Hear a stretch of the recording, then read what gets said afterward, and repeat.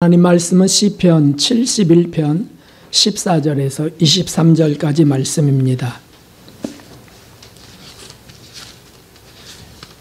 시편 71편 14절에서 23절까지 말씀.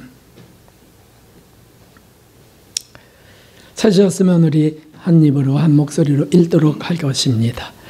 나는 항상 소망을 품고 주를 더욱 찬송하리이다.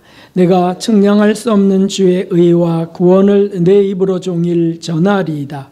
내가 주 여호와의 능하신 행적을 가지고 오겠사오며 주의 의 곧 주의 의만 진술하겠나이다.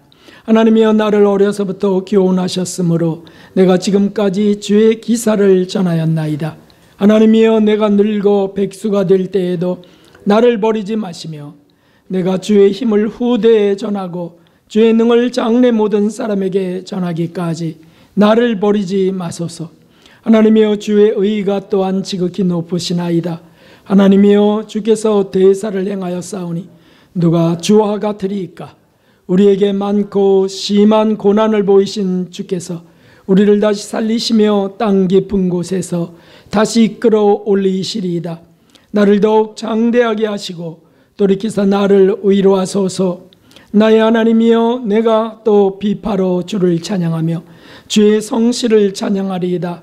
이스라엘의 거룩하신 주여, 내가 수금으로 주를 찬양하리이다. 내가 주를 찬양할 때 내 입술이 기뻐 외치며 주께서 구속하신 내 영혼이 즐거워하리이다. 아멘. 할렐루야. 하나님의 풍성한 은혜와 사랑이 오늘 예배하는 감사를 올리는 우리 모든 성도님들과 교회 위에 함께 하시기를 주님의 이름으로 축원합니다. 우리 옆분들에게 그동안 감사합니다, 잘 오셨습니다, 이렇게 인사하겠습니다. 감사합니다, 그동안 잘 오셨습니다. 지금까지 참 모든 게 하나님의 은혜가 아닐 수 없습니다. 지금 시대는 더구나 교세가 급격히 축소되는 시대가 아닙니까? 그래서 1200만 명의 교인이라고 자랑하던 교인 수가 현재는 700만 명 정도로 줄어들었습니다. 500만 명이 실종되었죠. 그 700만 성도 속에서도 200만 정도는 가나안 성도라는 거예요. 가나안 성도라는 거는 신앙 고백은 하지만 그저 가나안 땅을 향해 가는 것은 맞지만 몸은 거꾸로 가는 사람들. 그래서 거꾸로 하면 안 나가 성도가 됐다는 거예요. 교회 소망이 없고 타락하는 모습에 실망한 무교회주의자가 되어버렸고, 또 부담이 싫어서 숨어서 이곳저곳 다니는 성도들이라는 거죠. 더더욱 심각한 것은 주일학교 학생 청년부의 급격한 소멸입니다. 그래서 불보듯 뻔한 것이죠. 유럽 교회들처럼 이제 노쇠화되거나 교회 자체가 사라질 것이다, 이런 것들이 현실이 되어버렸습니다. 그런데 이 작은 교회, 이 청지교회는 90년부터 지금까지 33년 동안을 생존하고 있습니다. 주일학교도 학생부도 청년도 존재하고 있습니다. 이것이 얼마나 신기하고 놀라운 은혜인지 전적인 하나님의 은혜가 아닐 수 없죠. 우리가, 저와 여러분이 뭘 그렇게 노력을 했겠어요. 정말 하나님의 은혜가 아닐 수 없는 거죠. 참으로 감사하고 감격스럽습니다. 기적의 33주년에 그동안 베푸셨던 놀라운 하나님의 은혜를 이제 돌아보려고 합니다. 오늘 본문의 말씀은 매우 우리에게 적합한 말씀입니다. 15절에 이렇게 되어 있습니다. 내가 측량할 수 없는 주의 의와 구원을 내 입으로 종일 전하리이다. 측량할 수 없는 주의 의와 구원. 모든 그리스도인들에게 이것이 있겠지만 특별히 우리에게는, 이 교회에는 이것이 정말 분명한 것입니다. 헤아릴 수 없습니다. 만일 이 은혜가 없었다면 벌써 소멸되는 건 말할 것도 없지만 저조차도 가난한 목사가 되기 쉬웠을 거예요. 그래서 안 나가 목사. 목사님들도 교회 안 나가는 사람들 많이 있습니다. 시작부터 부어주신 세 가지 은혜가 여기에 있습니다. 그래서 오늘 그것을 찾으면서 하나님 감사합니다. 다시 또 고백하기 원합니다. 먼저는 빛의 진리입니다. 예수님은 하나님의 빛이시라는 이 진리가 이 교회를 지탱하셨어요. 사실 교회 설립 목적이기도 하시지만 우리를 지금까지 인도해 오시고 저를 지금까지 끌어가시는 그것이라는 거죠. 함께 읽어보겠습니다. 요한일서 1장 5절 우리가 저에게서 듣고 너희에게 전하는 소식이 이것이니 곧 하나님은 빛이시라 그에게는 어둠이 조금도 없으시니라. 하나님이 빛이시라는 사실은 아멘이지만 그것이 우리에게 어떻게 빛이 되었는지 어떻게 정말 비추시는지는 추상적인 일이에요. 그래서 뭐 구원의 빛이지 뭐 천국의 빛이지 생명의 빛이지 그냥 이 정도로만 하면 되게 그 빛이 정말 그 매 순간 날마다 어떻게 쏟아지고 있는지 그것이 정말 나를 새롭게 하고 있는지 이런 거에 대해서는 추상적이라는 거예요. 관념적이라는 거예요. 구체적이고 실제적이지 않습니다. 그런데 이 빛이 요한복음에 보니까 8장 12절에 예수님께서 또 일러 가라사대 때 나는 세상의 빛이니 나를 따르는 자는 어둠에 다니지 않냐고 생명의 빛을 얻으리라 라고 하신 말씀 속에서 찾게 되었습니다.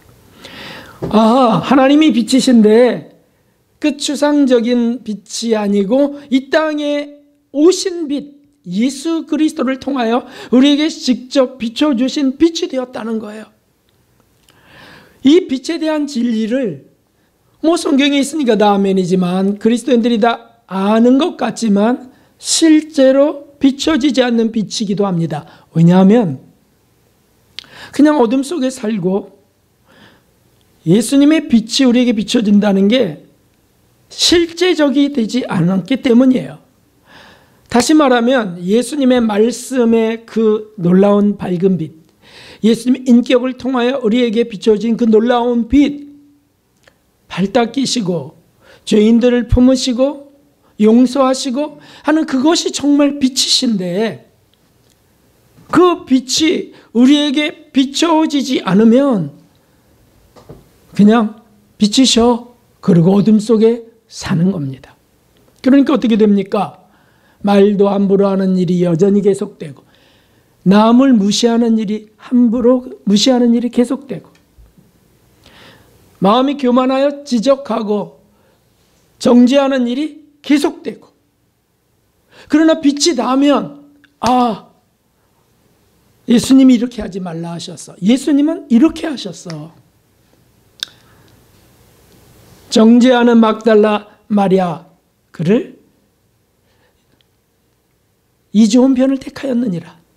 품으시고 고치시고 예수님을 3번 모른다 하셨던 베드로를 네가 나를 사랑하느냐라고 또 품고 품으셨다. 그 빛을 우리가 받게 하셨다는 거예요. 그래서 이것이 그저 형이상학적인 그저 관념적인 그런 빛이 아니구나. 이념적인 그런 빛이 아니구나. 실생활에 실제로 비춰지는 빛이구나. 그래서 삶이 자꾸 변화될 수밖에 없는 치료의 광선이 된 것이죠. 만일 이런 게 없었다면 기복신앙이나 여전히 갖고 세상 복이나 구하면서 세상 사람들과 별다를 바 없이 주일 1시간만 좀 다르고 그리고는 똑같은 욕심 속에 사는 결국엔 안 나가 성도가 됐겠죠. 그런데 이 하나님의 밝은 빛을 받게 하셔서 저를 바꾸신 거예요. 아내를 바꾸신 겁니다. 결국 교회를 설립게 하시고요. 그리고 소망이 되는 이것이 소망이 되는 빛을 정말 사모하는 성도들을 부르셨습니다. 그렇게 해서 지금까지 33년 동안 인도하고 지켜주신 것이니 얼마나 감사합니까? 얼마나 감사합니까? 처음처럼 지금도 이 주님의 밝은 빛은 매주 비춰지고 있습니다. 이로 인해서 우리 가정 생활들이 자꾸 바뀌어집니다. 부끄러워지는 겁니다. 고쳐지는 겁니다. 우리 개인 생활이 자꾸 바꿔집니다. 직장 생활 속의 어둠들을 발견합니다. 그래서 무례함이랄지 교만함이랄지 이런 것들이 자꾸 탄로나는 거죠. 그래서 나는 왜 말을 이렇게 교만하게 하지? 왜 말에 사랑과 긍휼이 없지? 표정에 왜 그런 것들이 없지? 내 손과 발은, 내 궁둥이는 왜 이렇게 섬기기를 싫어하지? 이렇게 해서 자꾸 바뀌어지는 거죠. 아집과 포악, 거짓, 시기 질투 같은 거, 아주 속에 살짝 감지되는 거, 이런 것까지도 다 고백하게 되는 거죠. 이게 주님의 밝은 빛이 비춰져서 그렇다는 거예요. 오늘날 교육자들도 서로 반목하고요. 유명한 어떤 목사님은 부목사님이 설교가 좋다는 소식이 자꾸 들리자 아예 그를 모함해서 내쫓아 버리고요. 자기 아들 목사를 세워버리고요. 그런 교회들이 지금도 있어요. 이곳저곳에 있습니다. 교육자만 그렇습니까? 성도들도 그렇죠. 막 어둠 속에 있어요. 그래서 인간적인 애정과 욕망을 그냥 누리고 사는 거죠. 하나님의 뜻은 부인하고요.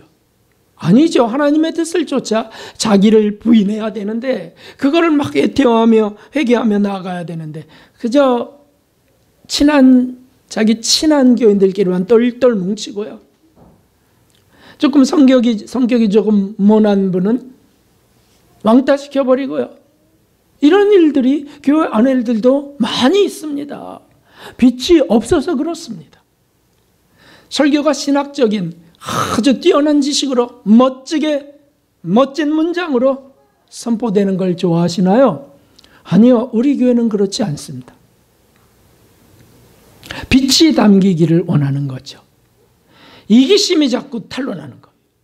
자애심, 허영심 이런 것 자꾸 탄로나서 칭찬하는 일이 자꾸 부끄러워져요.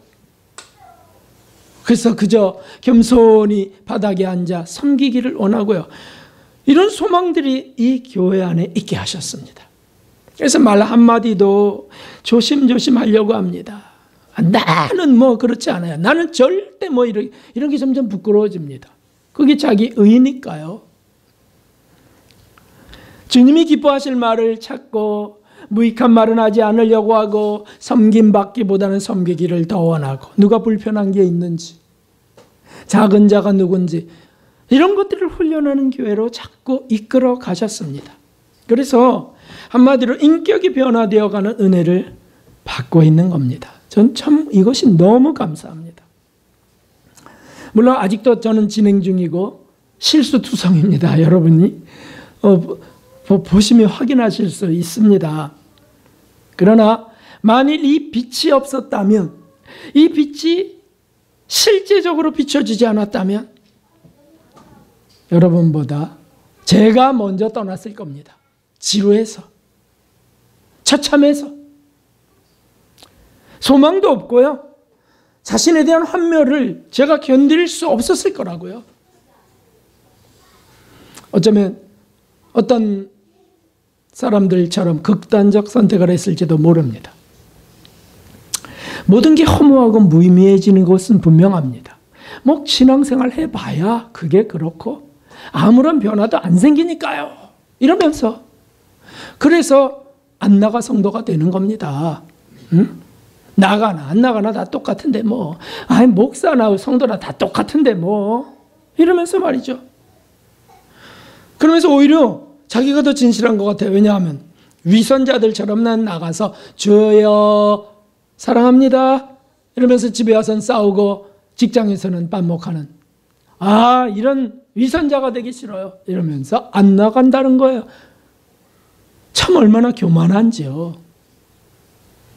아니죠. 그걸 회개하면서 주님 전 위선자입니다. 또 주님 은혜를 주십시오. 이렇게 하면서 고침받는 것이 빛이 있는 곳입니다.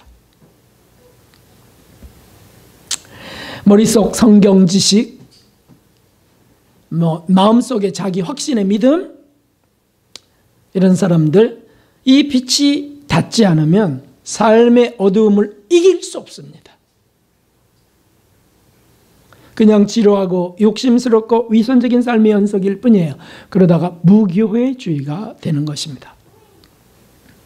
아니요, 마지막 때가 가까울수록 더욱 모이기를 힘쓰면서 나가는 것이 성경의 말씀입니다.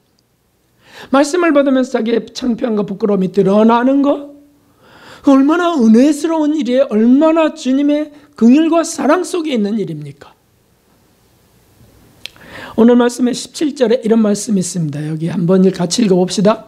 하나님이여 나를 어려서부터 교훈하셨으므로 내가 지금까지 주의 기사를 전하였나이다. 아멘. 우리 교회에 딱 맞는 말씀을 주셨어요. 내가 너희들이 교회의 시작부터 그 어릴 때부터 지금까지 너를 교훈하였느니라. 그래서 주의 기사를 지금까지 그걸 전하고 있나이다. 33년 동안 이 하나님의 빛을 받게 하시고 전하게 하시고 우리 성도들과 저에게 부어주시는 겁니다. 제가 워낙 어둠이었기에 지금도 이 정도밖에 못 변하고 있습니다. 그러나 저는 실망하거나 좌절하지 않습니다. 왜냐하면 만일 그 빛이 없었다면 지금 어떻게 살았을까? 이것이 더 위안이 되는 겁니다. 지금 이렇게 남아 살게 된 것이 정말 하나님의 은혜니까요. 저에게도 교회에게도 기적입니다. 기적. 우리 여러분들에게 기적 속에 사신 당신을 축복합니다. 이렇게 인사하겠습니다. 기적 속에 사신 당신을 축복합니다. 정말 감사합니다. 정말 기적의 현장들을 우리가 보고 있어요. 여러분들에게서. 참으로 감사합니다. 두 번째 감사한 은혜가 있는데 이것은 이 진리 속에 있었습니다. 연단과 심판의 진리입니다. 연단과 심판하면 두려움이 앞서는 사람들이 있는데 거꾸로 저것이 바로 은혜야, 저것이 바로 하나님의 사랑이야, 이렇게 믿는 것이 정상적인 믿음입니다. 로마서 5장을 보겠습니다. 우리가 환난 중에도 즐거워하나니, 환난이 뭐가 즐거워요? 그러나 이는 환난은 인내를, 인내는 연단을, 연단은 소망을 이루는 줄 알미로다. 아멘, 아멘.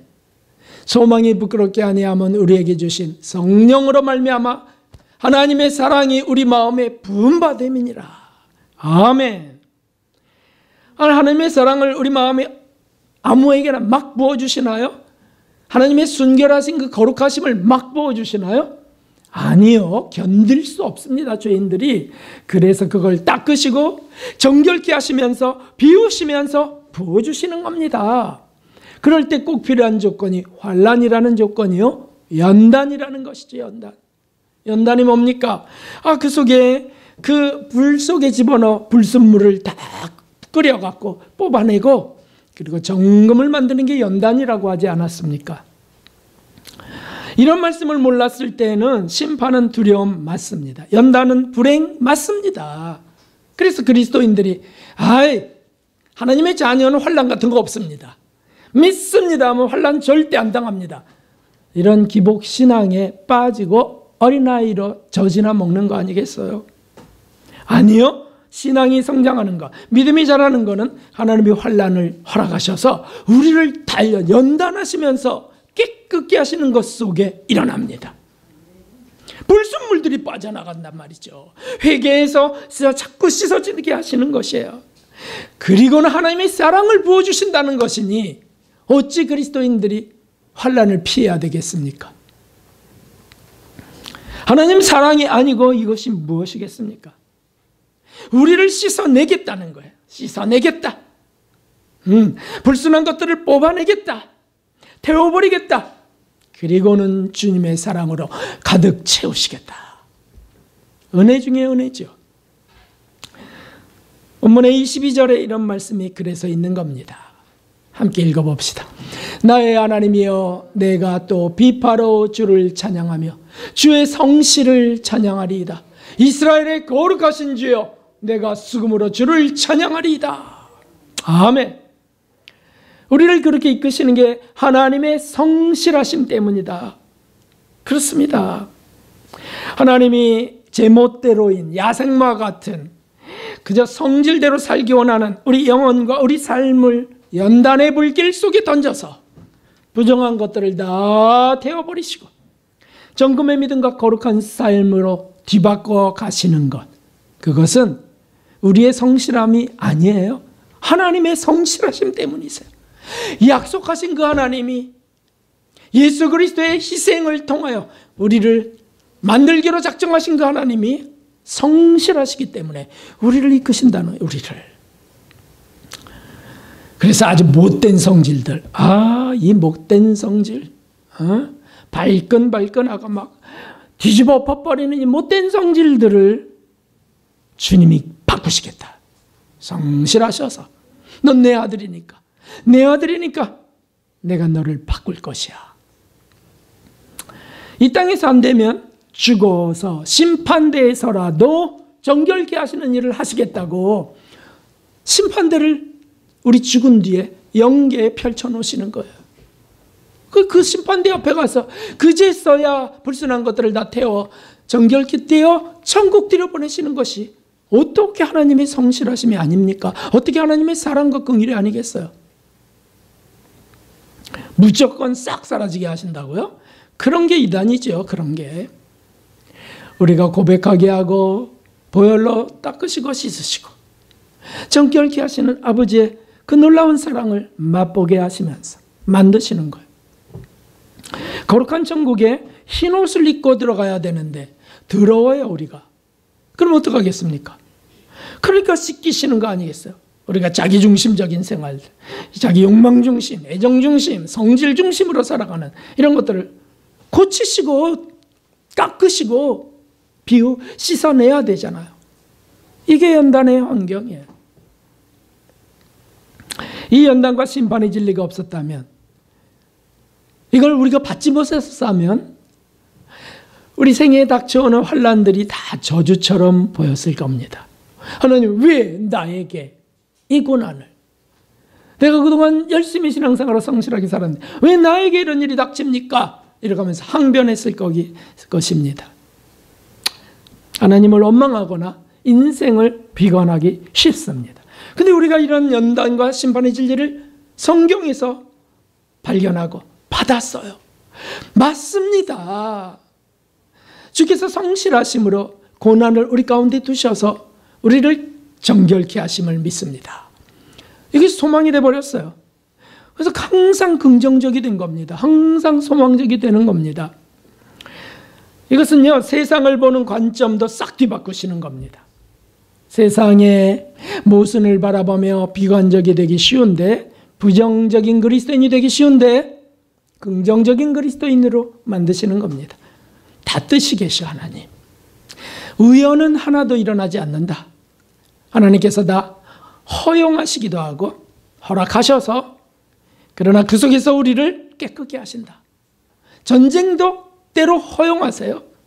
포로가 됨도 허용하세요. 그러니 어떻게 그게 부정적이 되겠습니까? 주님이 우리 이런 환난을 허락하셨으니 이 가운데 우리가 철저히 회개합시다. 참 놀라운 하나님의 사랑입니다. 20여 년 전에 밤길 운전하며 귀가할 때 대형 교통사고를 제가 냈습니다. 그래서 차가 폐차가 됐고 저는 3주 동안 병원에 입원하여 있었습니다. 몸은 몹시 고통스럽고 아팠지만은 영혼은 계속적인 감사, 회개, 감사가 계속 이어지게 되었습니다. 그때 읽은 책이 존 버년의 넘치는 은혜였어요. 죄인 괴수에게 넘치는 은혜.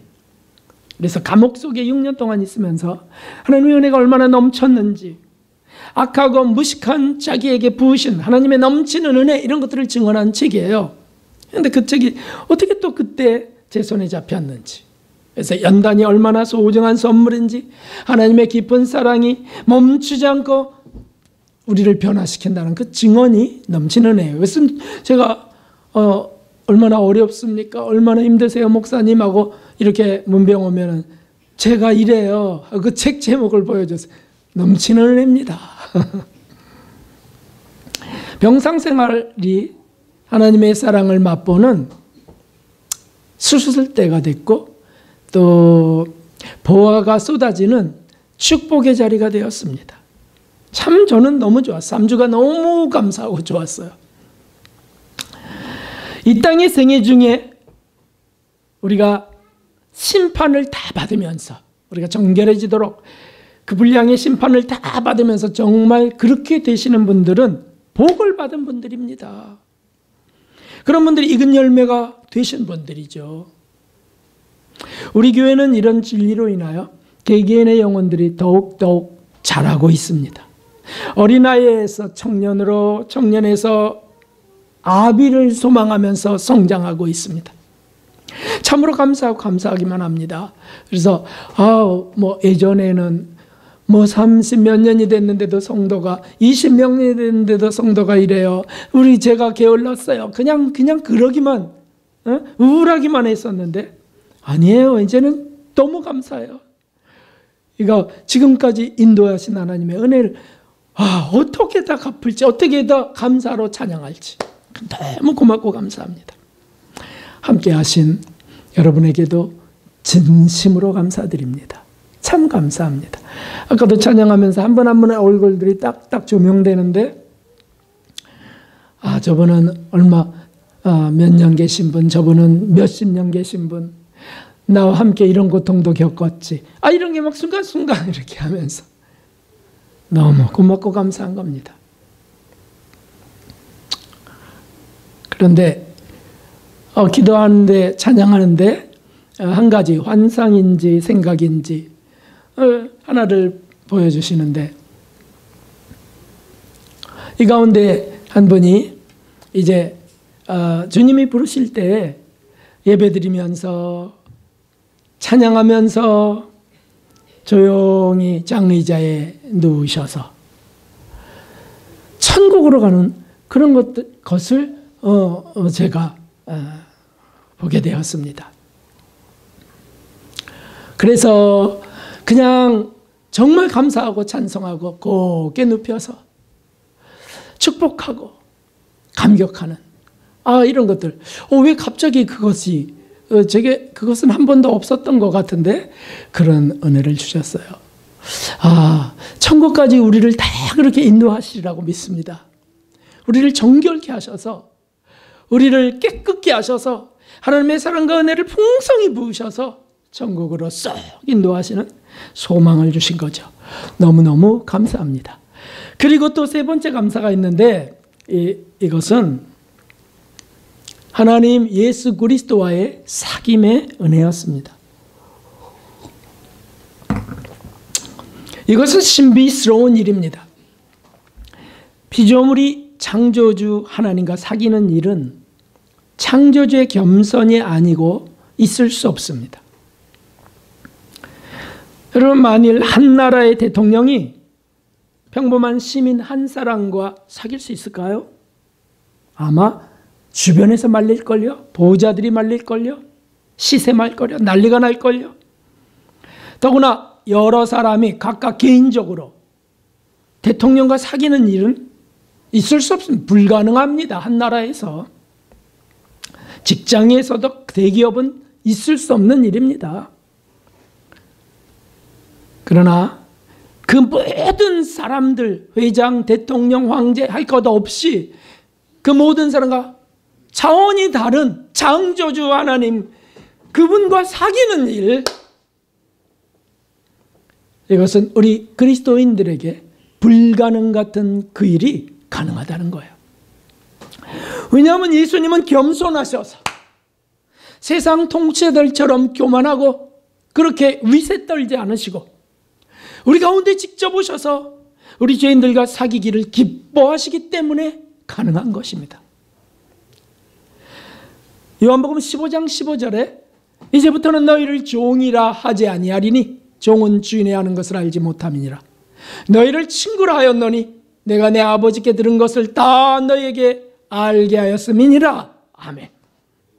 이게 무슨 뜻이냐면 주님이 우리 왕으로 오셔서 정말 종처럼 불쌍하고 가난한 이들을 이렇게 품으신 것, 이것도 은혜지만 이제는 너희를 내가 친구라 이제는 할 것이야. 왜냐하면 아버지께서 말씀하신 거 은혜를 다 너희에게 알게 하였습니다. 이게 무슨 뜻이에요? 계속 사귀셨다는 거 아니겠어요? 시작할 때부터 계속 사귀어 주시고 예수님께 나올 때부터 그 죄인들을 품고 계속 사귀어 주셔서 이제 너희는 내 친구야 라고 하시는 말씀입니다. 세상에서는 흔히 친구에 대해서는 이렇게 말합니다. 친구가 없는 분들은 실패한 인생이다 이렇게 말합니다. 그러나 그리스도인들에게는 해당되지 않습니다. 왜냐하면 예수님이 직접 친구가 되시기 때문입니다. 본문의 18절에 이 말씀을 보십시오. 하나님이여 내가 늙어 백수가 될 때에도 나를 버리지 마시며 내가 주의 힘을 후대에 전하고 주의 능을 장래 모든 사람에게 전하기까지 나를 버리지 마소서. 이 말씀이 무엇입니까? 사귐이에요. 사귐. 젊었을 때도 사귀어주신 하나님, 내가 늙어 백수가 될 때에도 저와 사귀어주세요. 그런 고백 아니겠어요? 사명이 다 끝나기까지 저를 사귀어주시고요. 그래서 이거 정말 기꺼이 원하는 자에게는요, 하나님이 정말 기쁨으로 사귀어주시는 하나님이신 거예요. 이건 신비인데, 신비잖아요. 이 물질적 세계, 영적 세계에서 사귀어주시는 일. 이게 신비가 아니고 무엇이겠어요? 긍휼이고 자비시죠. 아주 기꺼이 천하고 낮은 곳까지 내려오셔서 사귀어주세요. 이 죄가 가득하고 욕심과 부정함과 이기심이 가득한 이 속에서 주님이 오셔서 사귀어주세요. 성령님이 사귀어주세요. 우리와 전지하신 그분이 정말 무식하고 미련하고 볼품없는 자와 사귀어주세요. 여기서 감격이 아닐 수 없죠. 이래서요, 제가 날마다 소망이 일어나요. 소망이. 어느 때는 이렇게 십자가 앞에 딱 앉으면 너무 부끄럽습니다. 그냥 제멋대로 또 살다가 이제 와서 또 앉아갖고 주여 하고 있는 거 아니야? 이렇게 하면서. 근데 주님은 절대 이 못된 놈 이러지 않으세요. 이제 왔느냐? 기다렸다. 그러면 그게 얼마나 감격스러운지. 어느 때는 너무 힘겨워하시면 매달려서 겨우 견디시는 것 같아. 저 때문에, 나 때문에. 하나님 뜻대로 살지 못한 시간, 분, 이런 것들이 떠올리면서 사랑하지 못한 거, 이런 거, 섬기지 못한 거, 그것 때문에 너무 무거워하시는 모습이에요. 죄송합니다, 주님. 저 때문에 오늘은 너무 힘겨우시네요. 마저 이놈아, 이러지 않으세요. 괜찮아. 이게 내일이란다. 어떻게 안 올 수 있겠어요? 주님이 우리와 사귀어 주십니다, 여러분. 주님 사귀기 원합니다. 주님 더 깊이 알기 원합니다. 오늘 장로님 기도에 하나님을 아는 지식이 더하시고, 주님 그런 걸 얼마나 기뻐하세요? 얼마나 기뻐하신다고요? 보십시오. 요한일서 1장 3절에 우리가 보고 들은 바를 너희에게 전함은, 사도가 너희에게 전함은 너희로 우리와 사귐 있게 하려 함이라. 사도 요한이 그 교회에 대하여 너희가 우리와 사귐 있게 하려 함이라. 사귀어야 돼. 사귀어야 돼. 우리의 사귐은 아버지와 그 아들 예수 그리스도와 함께 함이라. 우리도 하나님과 예수님과 사귀거든. 그러므로 너희도 우리와 사귀고 하나님과 예수님과 사귀어야 돼. 그런 말씀이에요. 만일 이런 사귐이 없었다면 저는 벌써 스스로 선택한 고독으로 인해서 우울증에 걸려버렸을 거예요. 왜냐하면 세상 친구들 다 떠났거든요. 제가 마지막 때를 준비하는 목회자가 되게 될 때에 친척도 다 떠나버렸어요. 친구도 다 떠나버렸습니다. 뭐 내가 스스로 떠났다는 게 더 맞을 것 같기도 하고, 아니 그들이 떠난 것도 현실이고. 그리고 이런 얘기들이 돌았어요. 걔 이상하게 되었어. 종말론에 빠졌대. 이단이야. 잘못된 소문들이 돌았습니다. 나중에는 하나둘, 수년, 수십 년이 지나자 하나둘 믿으려면 저 사람처럼 믿어야 돼. 박 목사가 진짜야. 에이구, 시작도 끝도 좀 제대로 된 생각들은 아닌 것 같긴 한데, 그래도 고맙죠. 뭐 그러나 저는 개념치 않아요. 진짜니 아니니 이단이니 아니니 개념치 않습니다. 왜냐하면 점점 더 예수님과 사귀는 일이 점점 더 많아져 갔거든요. 예수님의 사람들과 우리와 사귐, 성인들이의 성인들, 사도들, 성인들, 그런 일들이, 그분들과 사귀는 일이 점점 더 유익하고 더 즐거워진 거예요. 그래서 그 세상적인 모임에 가고 싶지 않은 거예요. 시간이 너무 아깝고요. 뭐 동창회랄지 목회랄지 야외랄지, 아이고 가고 싶지도 않아요. 끔찍합니다. 뭐 말씀을 전해주세요. 그러면 이제 어쩔 수 없이 가는 거지만, 참 얼마나 감사하죠. 그래서 그런데 이런 사귐이 정말 능력이세요. 점점 더 나타나게 하시는 거예요. 밖으로. 언어나 행동이나 표정으로 나타나게 하시는 거예요. 그러자 새로운 주님 안에서의 친구들이 또 생기기 시작합니다. 맞죠? 그래서 우리가 오늘 이렇게 좋은 친구들을 서로 만나면서 만나려고 또 이렇게 모이게 되는 겁니다. 우리 성도들이 제게는 친구들이에요. 친구들. 참 귀한 친구들입니다. 그렇게 그 천국의 그 골고다 길을 통해서 가는 그 길 같이 가시겠다고요? 너무 감사합니다. 할렐루야입니다.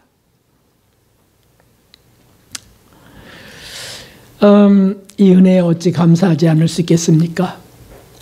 벌써 33년이 되었습니다. 하나님의 사랑과 예수님의 은혜가 몹시 큽니다. 이제 함께 하신 분도, 또 오래도록 함께 하신 분도 정말 특별한 은혜 속에 우리를 부르셨다 믿으셔도 되겠습니다.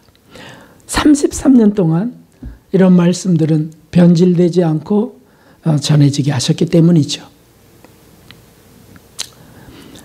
하나님이여, 내가 늙어 백수가 될 때에도 나를 버리지 마시며, 내가 주의 힘을 후대에 전하고 주의 능을 장래 모든 사람에게 전하기까지, 죽기까지 나를 버리지 마옵소서. 이런 기도가 저절로 올라갑니다. 사랑하는 성도 여러분, 친구 여러분, 이것을 날마다 고백하고 찬양합시다. 오늘 본문 14절에 있는 이 말씀, 나는 항상 소망을 품고 주를 더욱 찬송하리이다. 나는 항상 소망을 품고 어떠한 절망의 환경 가운데도, 어떠한 환난 속에 있다 할지라도 나는 항상 소망을 품고, 내 비인격이 드러나서 창피해져도, 정말 실패하고 실수하고 망했어도 나는 항상 소망을 품고 주를 더욱 찬송하리이다. 그렇게 가는 저와 여러분 되기를, 천국 가는 좋은 친구들 되시기를 주님의 이름으로 축복합니다. 460장 찬송 드리면서 우리 좋으신 하나님께서 주시는 성찬을 받겠습니다.